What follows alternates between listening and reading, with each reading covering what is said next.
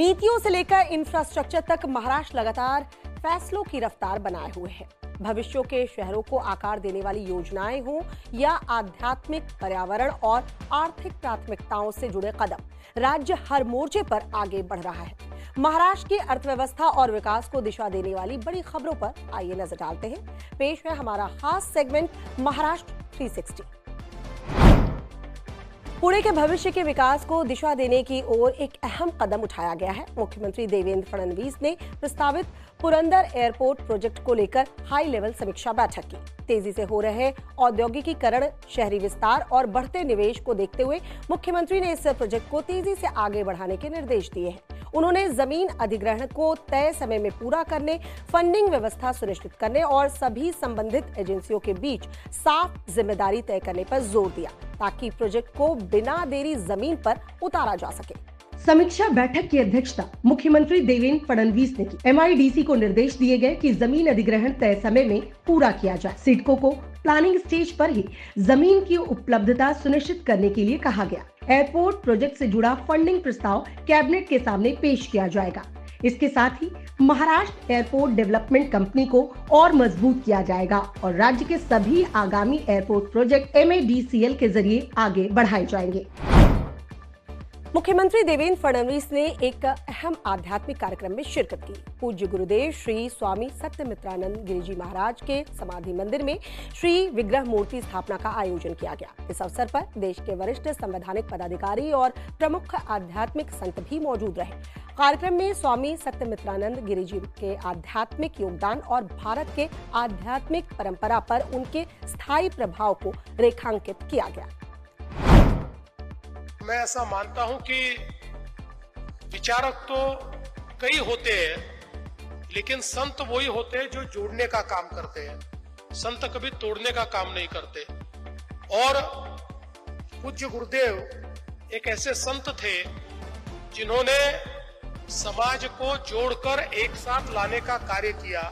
ये समारोह स्वामी सत्यमित्रानंद गिरिजी महाराज के समाधि मंदिर में आयोजित किया गया। कार्यक्रम में पूर्व राष्ट्रपति रामनाथ कोविंद और पंजाब के राज्यपाल गुलाब चंद कटारिया मौजूद रहे।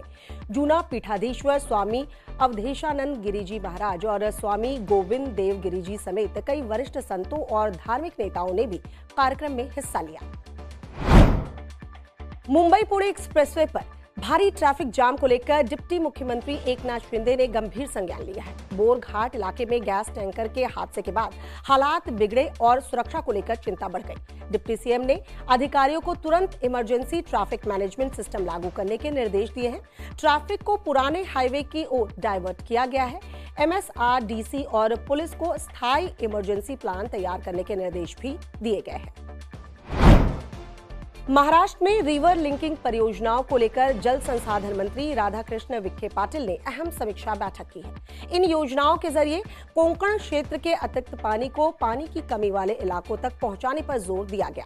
बैठक में मराठवाड़ा और नासिक जैसे सूखा प्रभावित क्षेत्रों को राहत देने के उपाय पर चर्चा भी हुई। साथ ही सिंचाई संसाधनों के टिकाऊ इस्तेमाल पर भी फोकस किया गया।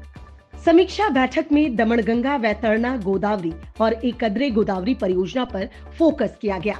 योजनाओं के तहत कृष्णा बेसिन के बाढ़ के पानी को भीमा बेसिन में ले जाने की तैयारी है। इसके अलावा अतिरिक्त सिंचाई भूमि पर पीपीपी मॉडल के जरिए पर्यावरण के अनुकूल इको टूरिज्म विकास पर भी विचार किया गया।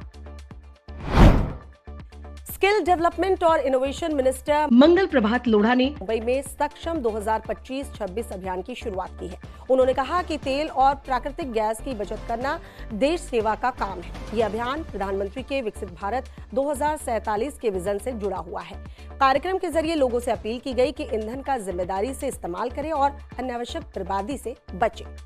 सक्षम 2025-26 अभियान की शुरुआत मुंबई के रविंद्रनाथ मंदिर में की गई। इस पहल का मकसद फॉसिल फ्यूल की बर्बादी कम करना और ईंधन आयात पर निर्भरता घटाना है। अभियान के तहत ईंधन के जिम्मेदार इस्तेमाल से पर्यावरण को होने वाले नुकसान को कम करने पर भी जोर दिया गया।